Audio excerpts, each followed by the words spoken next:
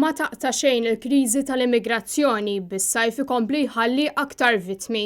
Mill-inqas 45 immigrant fosthom 5 tfal mietu f'daqqa fil-baħar il-barra mil-Libja f'dak li hu meqjus bħala l-ar nawfraġġju ta' din is-sena. Dan kien numru rekord ta' migranti li mietu l-barra mill-Libja fl-aħħar 12 xahar.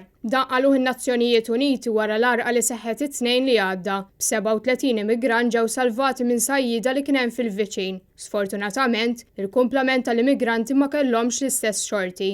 Id-dajt sarqet wara kien hemm xi ħsara fil-magna u splodiet, b'dawk kobbor spiċċaw jissiltu għal ħajjithom fl-ibħra Libjani. Il-maġġoranza tal-immigranti kienu mis-Senegal, mill-Mali, mix-Ċad u mill-Ghana. Il-UNHCR u l-Organizzazzjoni Internazzjonali tal-Immigrazzjoni talbu biex jikbru l-isforzi ħalli dawn it-traġedji ma jibqgħux iseħħu.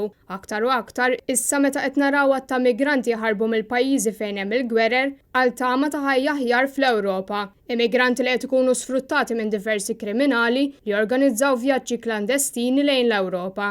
Kollox din is-sena madwar 302 immigranti ma nstabux wara li ħarbu mill-Libja, filwaqt li l-qdiet jemmnu li n-numru huwa ħafna akbar milli jafu bih. Anke Malta qed tkompli taffaċċja din il-kriżi tal-immigrazzjoni bil-gvern dornu ftit li xejn għandu saħħa biex jorganizza rilokazzjoni ta' migranti kif kien jiġri fi snin preċedenti. F'Lulju biss, 241 immigranti ddaħlu f'Malta filwaqt li matul din is-sena iktar minn 2000 immigrant ġew salvati u ddaħlu f'pajjiżna. Is-sena li għaddiet, sa Lulju kienu waslu f'pajjiżna madwar 400 immigrant inqas meta kkumparat ma' din is-sena.